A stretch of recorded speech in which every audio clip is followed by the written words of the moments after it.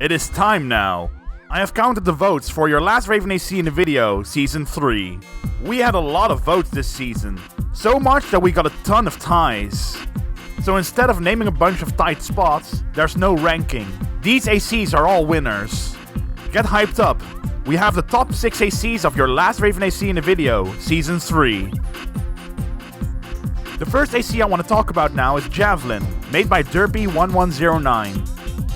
Despite not having the missile arms it is meant to have from the PSP version, this AC was quite devastating. Using the Birdie 2 to conserve energy, this AC was incredibly fast as well. The small missile arms, along with the LX cannon on the back and also the EO in the core, could make quick work of its opponents. Plus it's pink, the manliest AC color. The next AC I want to talk about is Gundam RX-78-2 by Unknown AC64. As you can tell from the name, this is a Gundam cosplay build. And while it indeed was a cosplay build, it was still able to kick ass. The bazooka, which on its own already is an amazing weapon, along with the laser rifle, was able to in a short amount of time do high damage, with an emergency blade in its hanger if needed. Aesthetically it's also very pleasing to the eye with the part choices and colors, and just in overall it was a very solid build. Up next is Frodo Leo by this user. This AC's weaponry with an EO, bazooka and grenade rifle did some fantastic damage. The AC's arms were overweight, but despite that detail it was still able to hit, and it was only a small bit of overweight, so stripping off something from the arm will have the arms overweight. The inside part napalm rocket was there if needed, like if you run out of ammo or if you're good enough with the manual aim. The next AC is Brawler, made by Seno Natsuru. This AC was a very heavy and powerful tank AC with a default 9999 AP. The AC was overweight and also the arms were overweight. But despite that small detail, the power was absolutely there, being able to shred its opponents into dust.